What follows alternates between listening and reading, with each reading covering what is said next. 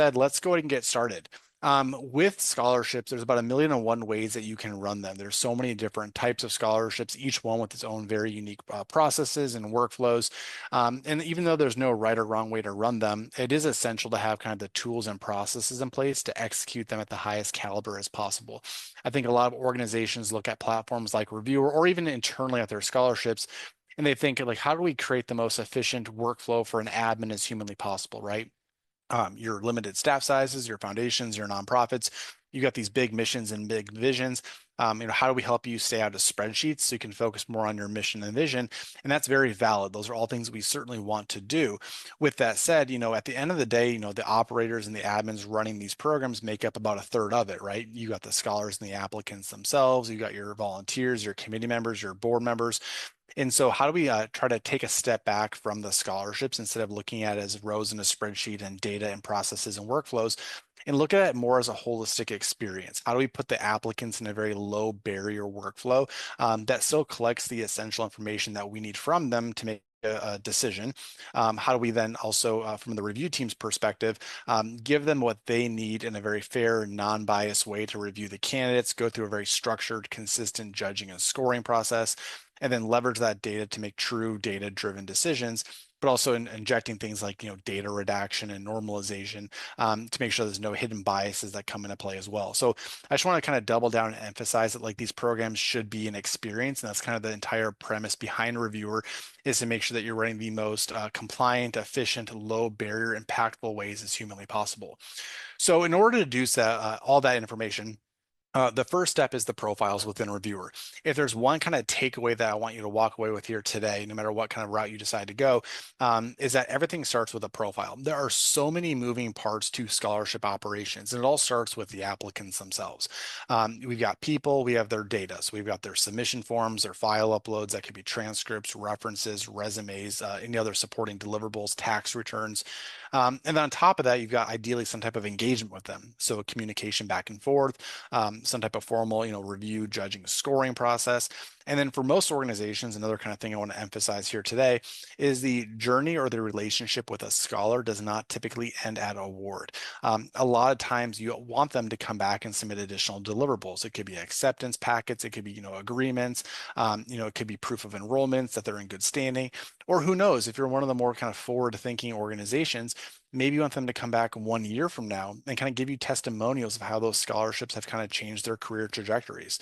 And so if you take all these moving parts, it's essential to centralize them in one place. It's what makes the review process go. It's what makes you more operationally efficient. It's also what elevates their experience. So in Reviewr, applicants come in and they create a profile. From there, it jumps into the scholarship submission experience. This is like the application forms. And in Reviewr, this is where it becomes completely configurable. So whatever data you want to collect from a scholar, whatever you can dream up, our submission processes can power it. Just note that it's more than just an online form, right? Forms are very one-dimensional. What we're looking at here, though, is like the first step that kind of compiles that profile. And so drop downs, checkboxes, essays, files, we can do all of it, but how do we go one step further? And this is going to be very dependent upon your scholarship programs and like how you operate, how many you run, the eligibility criteria. But what we're going to look at here is a very common scholarship application. If I could dream up like how I would run a scholarship, this is typically like the forms and the structure that I would personally utilize. And what we're trying to do here is kind of two-part. Number one is that we have to be able to build a comprehensive kind of like snapshot or a persona of the scholars that we can use to make judgments off of. But at the same time, we need to do so in the absolute lowest barrier way as humanly possible for them. At Reviewr, roughly 70% of applications will come in within your deadline, right? So if your deadline is April 1st, the 3 days leading up is when the bulk of the applicants come in and do their submissions. And so if we know that, we need to cater to them the experience that helps them save and log out, come back later, give you guys visibility on what's going on, sending out reminder messages, etc. So as we kind of jump deeper into this form is structured into three specific sections. We have information about who they are, all of their academic information. We have all of their financial information if it's a financial need-based scholarship. And then the most kind of common, consistent experience across all scholarships is the personal storytelling. So a combination of essays, narratives, reference letters, and things like that. So applicants come in, again, they can save, they can log out, they can come back later, mobile responsiveness, ADA compliance, all these things that seem small that incrementally add up to be the public reputation or perception that we want people to have. So they tell us a bit more about who they are. And then right away, we start to inject some intelligence. And so if you're one of the organizations either offers multiple scholarships, or if your scholarships have very clear eligibility criteria, requirements, we don't want to waste a scholar's time applying if they're not eligible, nor do we want to waste your team's time vetting through a bunch of ineligible submissions. So a lot of our clients are doing nowadays is they take all of their scholarships powered by Reviewr, they load them into the system, and then for each one of them, we start to look at like what are the eligibility criteria. And then we bake that into the application experience. And so we're asking the applicants a series of questions. And then in real time, we're kind of building a persona about them that we use to compare to those eligibility criteria. So from there, the system can basically say, yes, you're eligible to proceed, go ahead, or we'll stop them and say, hey, unfortunately, you're not eligible because of XYZ reason, and then not waste their time. Now, for some of the more robust programs that might offer multiple scholarships, one thing that we've learned over the years is that a lot of times applicants don't even know what opportunities are available to them. And so scholarships go under applied for, they go underfunded just because people don't even know that they exist. And so once we know who they are and what they're eligible for, we can then basically say, hey, based on what you just told us, of the 7 scholarships that we offer, these are the 3 that you're eligible for. Now, of those, whichever all of them do you want to apply for? So again, things like their name and their email, that's a redundant information. We do not want to ask them for that over and over again. So there might be like very consistent application questions, but maybe like the Lennox Wilder Scholarship and the Brooke Marlowe have one unique essay prompt. And so we can kind of guide them down the scholarship, and then also for each one of them have very specific forms. So for the organizations that offer multiple different kind of funding streams or multiple different programs, I do think it's absolutely essential to have one single entry point for your funding opportunities, and then leverage these personalized experiences to guide the applicant through where they belong. So at that point, they go ahead and they select their scholarship, and then we serve up the very specific application form for them. So if you remember, I talked about this particular scholarship offers 3 different sections: academic information, so grades, test scores, their extracurricular activities, their transcripts. It then moves into financial need. So if it is a need-based scholarship, we want to know more about your family household income, tell us more about your expenses. And then generally speaking, we have to validate that, right? So upload your tax documentation, maybe it's a FAFSA upload. And then it moves into the most consistent process, like I mentioned before, which is your personal storytelling. So in this particular example, we've got text-based essays, we got video essays, and we also have letters of recommendation. So my goal here today is not only to showcase kind of like what Reviewr looks like and the different tools that we have to power these impactful programs, but also offer some of the best practices and insights that we think are beneficial for you. And that kind of starts here with the references. So references in general can be a pretty high lift effort for multiple parties involved. I've never seen a negative written reference. However, they do have a very private process around them. So a lot of times the people doing reference writing don't want to give it to the applicant to upload because they want to keep it private. With that said, we don't want them emailing it to you directly because now we're disconnected. We have to figure out how do we capture it? Who is it? Who is it for? And how do we reconnect it back together? So to combat that, what Reviewr has is a built-in trigger for references. And this is also used for things like transcripts or parent signatures, a lot of other use cases. But the idea here is that the applicant puts in the name and email of who is doing the reference. From there, it triggers an email notification saying, hey, Susie, you've been asked to write a reference on behalf of Kyle. Click here to do so. And then it brings the reference into their own dedicated portal. So what this is doing is kind of a couple things. It's making it more low barrier for them. They just come into the portal and they add their reference. Number 2 is once this gets submitted, it actually gets itself attached automatically back to the applicant profile for you guys. So there's no recompiling or reconnecting things. And then 3 is it provides a tremendous amount of visibility onto what's going on. So to set the stage on that, I mentioned before that, roughly 70 or so percent of scholarship applications will come in the week of a deadline. And so what that means is that if you are a kind of a procrastinator and you apply the day before, you just gave that reference like 6 hours to write it. So number 1, the odds of them actually doing it is slim to none. Number 2 is they're going to rush it and the quality of work goes down. So one thing that you may consider is you can have two parallel deadlines in Reviewr, one for the actual application window, and then you can say, hey, once we close applications, no net new scholars can apply. However, if you're submitting a reference, we're going to give you like an extra 1 week timeline to take your time and get it in, and then obviously it'll flag the applicant's profile once it's been complete. Now I know what you're thinking. What we're looking at here does not look like a reference letter. You're absolutely right. No, traditionally speaking, you can still do reference letter uploads to Reviewr. It's a very common workflow. We have seen a pretty big trend within the space shifting away from reference letters. And the main reason why is they're a pretty high lift, right? You're asking somebody to sit down from scratch in a very low amount of time and write a full-on letter. The other thing that happens there is a lot of times these letters are a reflection of the writing ability of the person writing, not necessarily who it's about. So how do we not penalize like high quality potential scholars just because the reference put in very little work or they're just not very good writers themselves? So what many of our clients are doing nowadays is they're doing reference templates. So you could say, hey, as a reference, answer these 3 questions about the candidate. So from a reference perspective, it lowers the barrier. They come in, they see question, they answer question. And then as an output, it creates a tremendous amount of consistency because when your team sits down to go through a review, you're not really comparing apples to oranges. You're basically saying, hey, all these references talked about the same 3 characteristics that we're looking for in a scholar. And so your review process not only becomes more consistent, but also a bit less kind of unfair, bias, and compliant. So like I mentioned before, once these references get submitted, they get sent back automatically to the applicant profile for you. That's where we kind of start to take over from an operational perspective. So you will then get these built-in kind of command centers or these mission controls as a scholarship admin. And what this is going to do is show you in real time what's going on. So dates and deadlines, recent activity, and then where are people within the journey.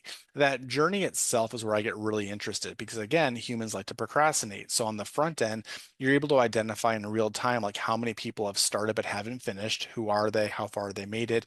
You can automate reminder messages to them, etc. Same thing with those references. It'll show you, hey, we have 32 outstanding references. Here's who they are. Automate both reminders to them and to the applicant until they kind of cross the finish line and get their references added.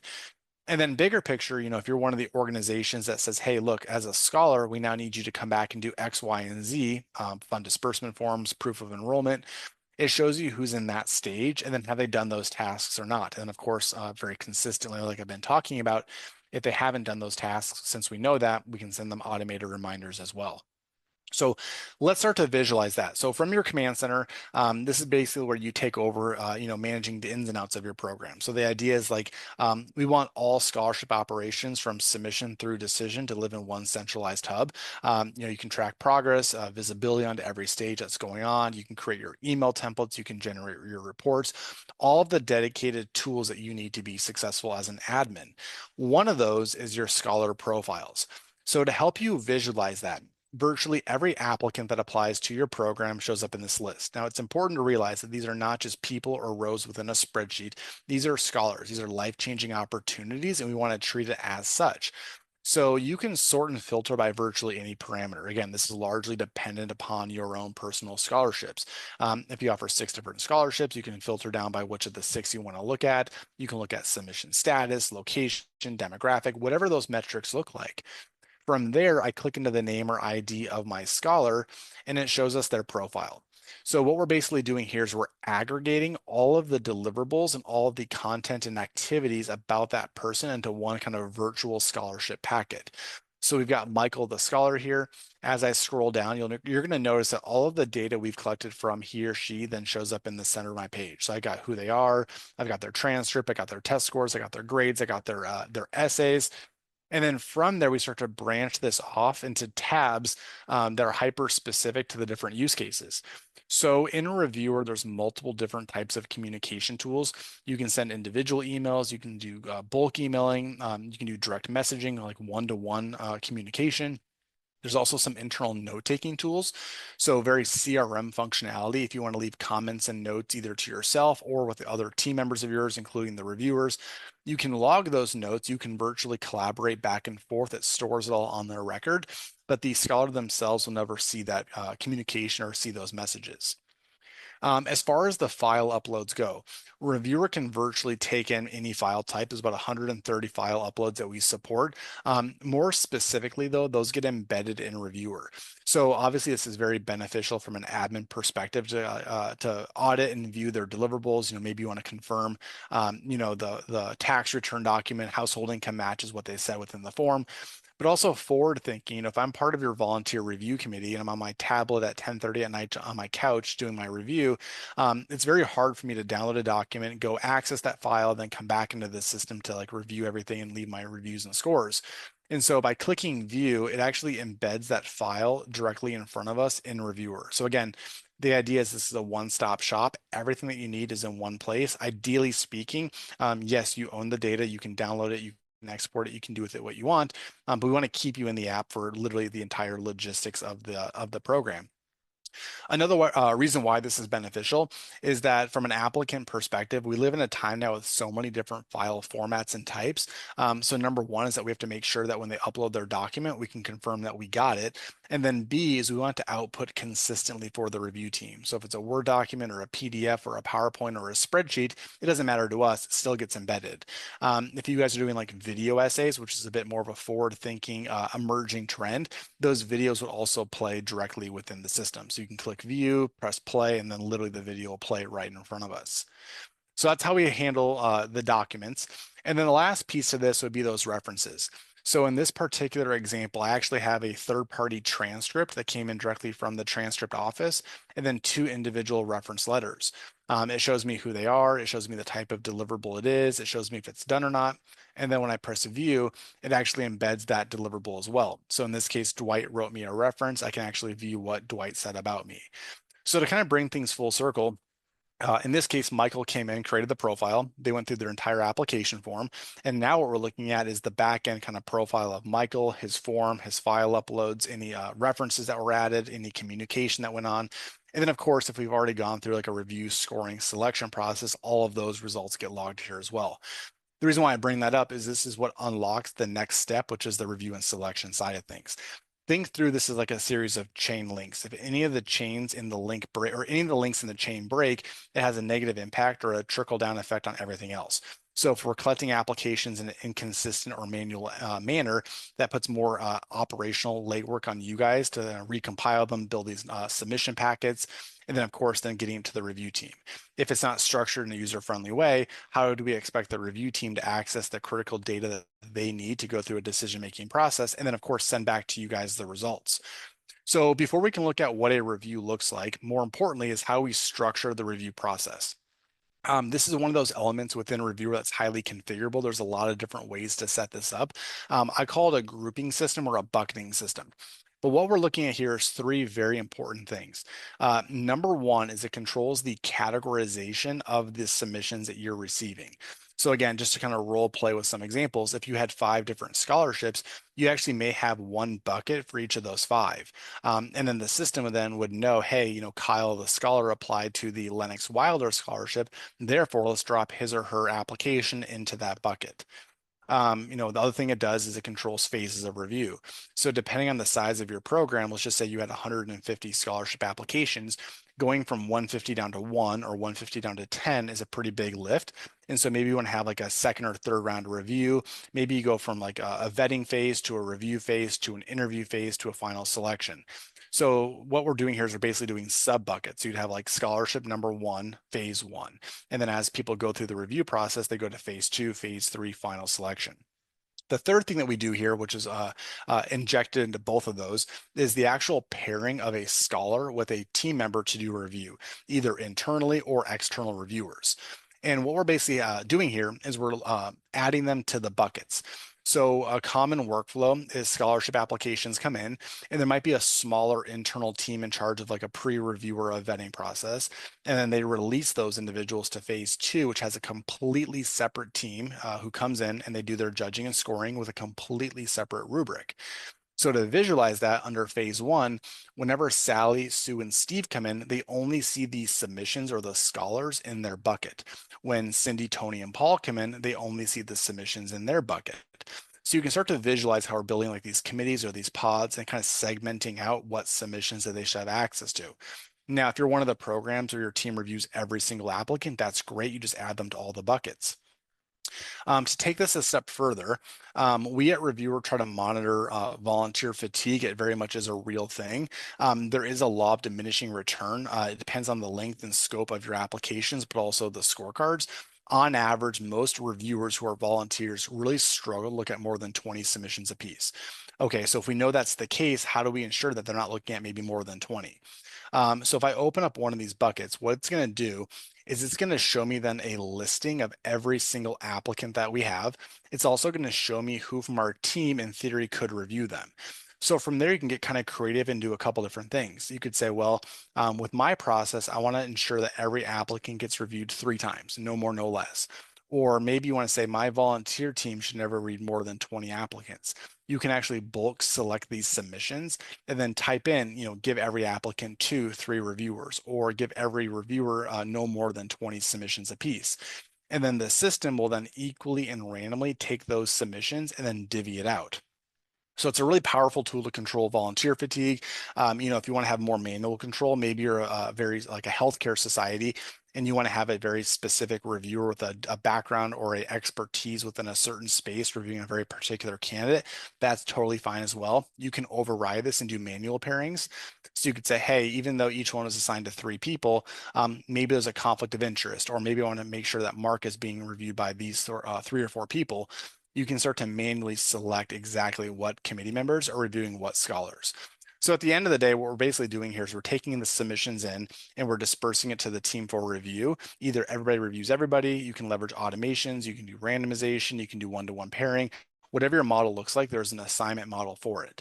I do want to kind of pause briefly though for another best practice. I love this model. I like random review and distribution. I like to not overwhelm my review team. But what it actually does is it introduces a pretty big risk. And that's that not every reviewer will then review every applicant.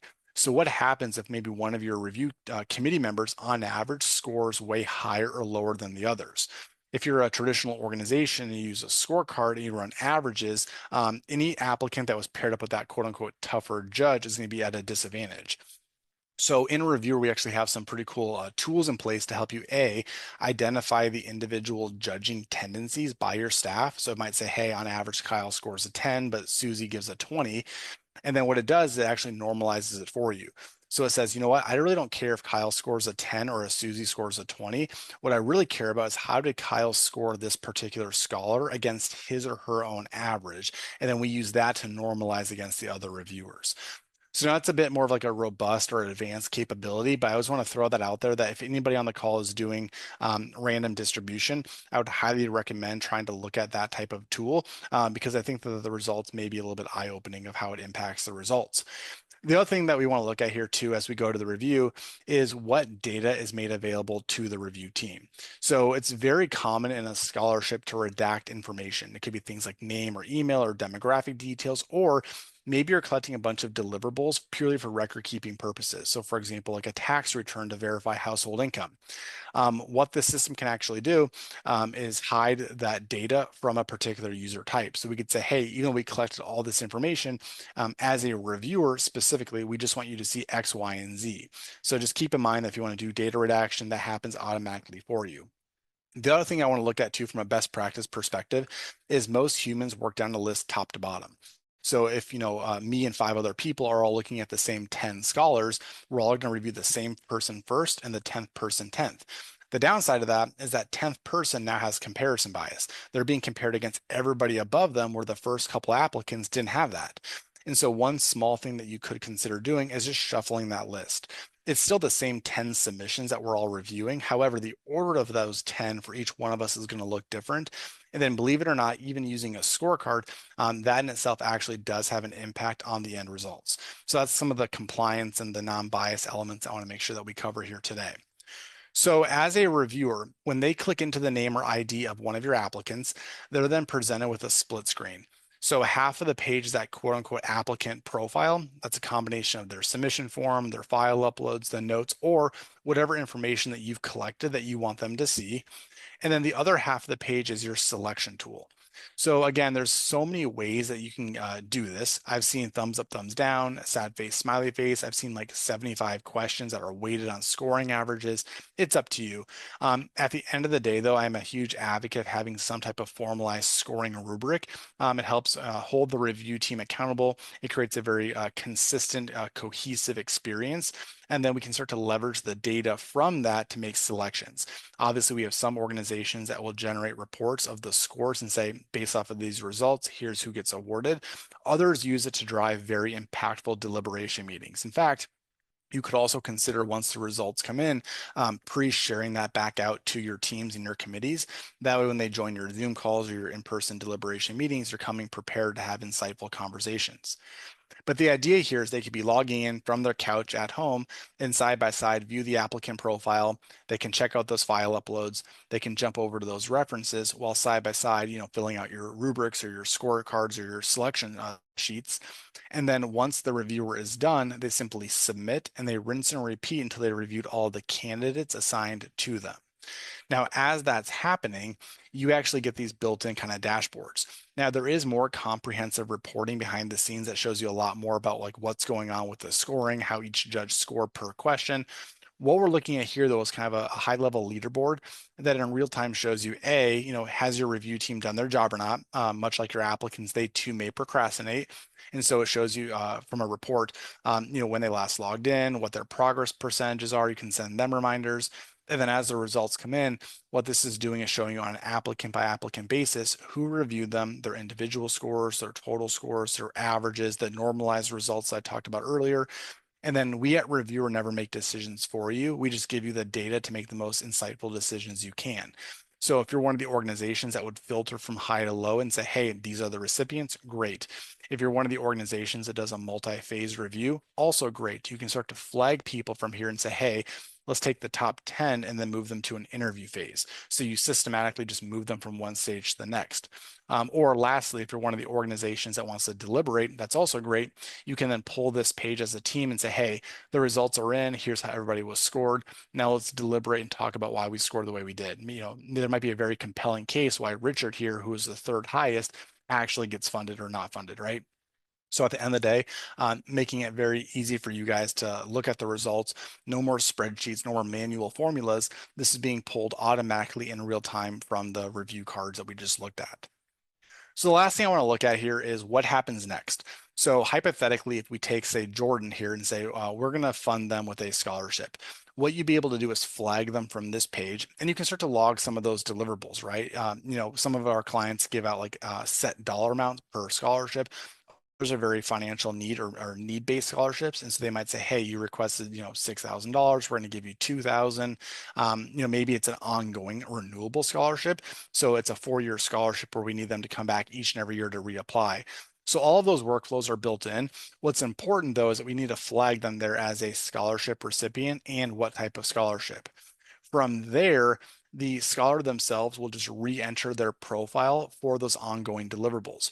So you might say, hey, the next step for you, Jordan, is we need an acceptance form or we need a fund disbursement form. You can trigger that email notification directly from Reviewr. It brings them directly to that task. Or in this example, when Jordan comes in, let me backtrack here a little bit. They can go to their profile and they're going to have an entirely new section that's only relevant to the recipients. And so they can click add new, and then it says, well, what do you want to add? And this is the task that we just talked about. So it could be an acceptance packet, fund disbursement form, proof of impact, impact report, parent signature, whatever it might be. The idea though is that it's very structured. So they select from a list, hey, I want to do my acceptance packet. They simply click on it and then it brings them directly to it. Now, where it brings them is going to be dependent on the task itself. If it's a proof of enrollment, it might be an upload. If it's a parent signature form, it might be a parent form plus an e-signature, right? But the idea is that this is happening directly within Reviewr. We're tracking them at this point, so they can save, they can come back later. You can see who's done that task or not. If not, you can automate those reminders.